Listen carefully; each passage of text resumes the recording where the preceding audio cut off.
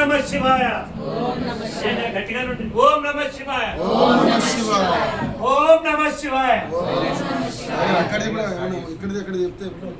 అమ్మా, మనకి దేవాలయం పేరు వచ్చేసరికి పచ్చల సోమేశ్వర స్వామి దేవస్థానం.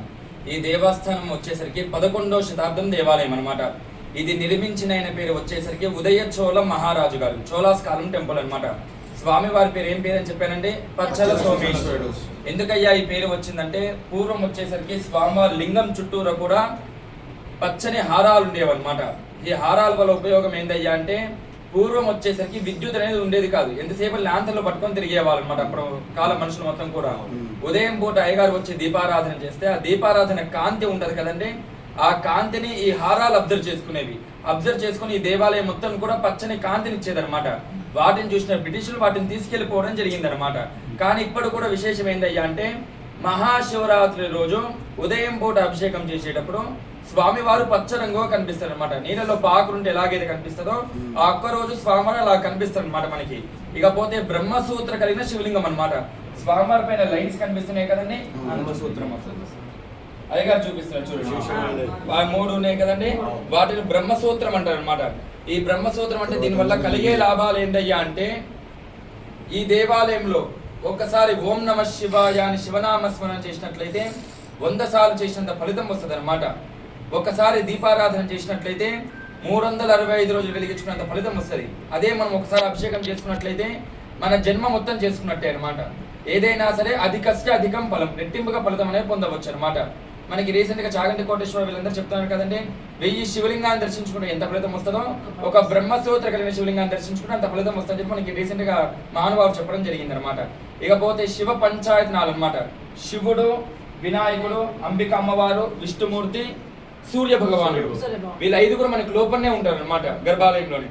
ఎదురుగా నందీశ్వరుడు కనిపిస్తుంది కదండి, మన నల్గొండ జిల్లాలో అతిపెద్ద నంది మన దగ్గరనే అనమాట.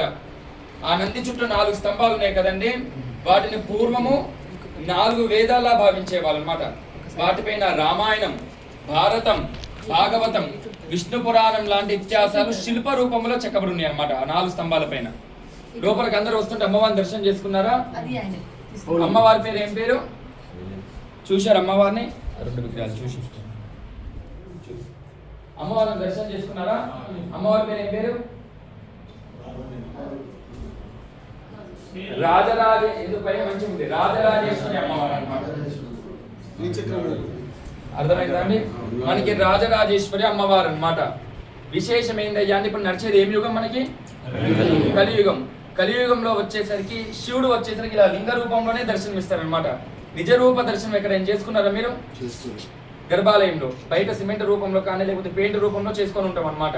కానీ గర్భాలయంలో శిల్ప రూపంలో ఎక్కడికో దర్శనం చేసుకొని ఉండరు. విశేషం ఏందయ్యా అంటే మన దగ్గర పరమేశ్వరుడు పడుకొని ఉంటే అమ్మవారు ఒళ్ళో కూర్చొని ఉందన్నమాట. ఇప్పుడు అక్కడ విశేషం అదనమాట మన దగ్గర. ఇప్పుడు మీరు లోపలికి వచ్చిన తర్వాత ఫస్ట్ అమ్మవారిని దర్శనం చేసుకున్నారా? అక్కడ పరమేశ్వరుడు పడుకొని ఉంటే అమ్మవారు ఒళ్ళో కూర్చొని ఉంటది అనమాట. ఎందుకయ్యా అలాగంటే నవరాత్రుల్లో చూసుకున్నట్లయితే 8వ రోజు దుర్గా అమ్మవారు, 9వ రోజు చూసుకున్నట్లయితే మహిషాసుర మర్దిని అవతారం అనమాట. అమ్మవారు వచ్చేసరికి మహిషాసురు అనే రాక్షసుని సంహరిస్తుంది అనమాట. సంహరించిన తర్వాత కూడా ఆ ఉగ్రం అనేది ఎంత కూడా చల్లారదనమాట.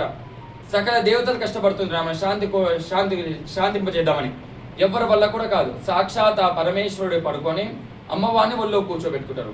అప్పుడు అమ్మ శాంతించి ఎత్తే అవతారమే రాజరాజేశ్వరి అవతారం. మనం 10వ రోజు చూసుకున్నట్లయితే విజయదశమి రోజు ఎవరు పూజిస్తాము? రాజరాజేశ్వరి అమ్మవారికి. అమ్మవారు ఎదురుగా ముఖమండపంలో పైన అష్టదిక్పాలకులు, మధ్యలో నటరాజస్వామి నృత్యం చేస్తూ ఉంటారు అనమాట. ఉదయం పూట లేచి తలారు స్నానం చేసి ఎవరితోని మాట్లాడకుండా వచ్చి మోకాల మీద కూర్చుని అమ్మవారికి నమస్కారం చేసుకున్నట్లయితే ఎలాంటి కోరికలున్నా తీరుతాయి, ఎలాంటి బాధలున్నా సరే పూర్తిగా ఉరిగిపోతాయి. ఇక్కడ భక్తుల నమ్మకం అనమాట. ఈ దేవాలయం మొత్తం కూడా 72 స్తంభాలతో నిర్మించబడి ఉంది సార్. ఇది మన దేవాలయ చరిత్ర అనమాట. మనది వచ్చేసరికి పానగల్లో నల్గొండ జిల్లా అండి. ఓకేనా? పానగల్లు గ్రామం, పచ్చల సోమేశ్వర స్వామి దేవస్థానం. ఇకపోతే అండి ఛాయా సోమేశ్వరాలయం వచ్చేసరికి మనకి నీడ పడుతూ ఉంటదండి. అది ఏ స్తంభం నీడ అనేది ఇప్పుడు కూడా అంత చెక్కిన విషయం అనమాట. ఉదయం 6:30కి. ఒకవేళ మీరు వస్తా అని చెప్తే ముందు రోజు కాల్ చేసి చెప్పారు అనుకున్న అలంకరణ చేయకుండా ఉంచుతాం అనమాట.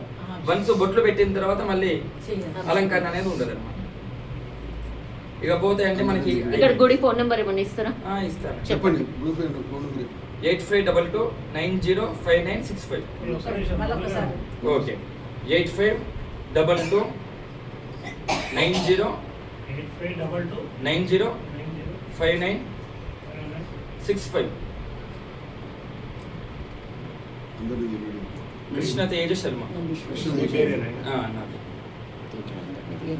ఇప్పుడు ఎన్నింటి వరకు అభిషేకం టైం? మనకు వచ్చేసరికి అంటే 6:30 వరకు అండి.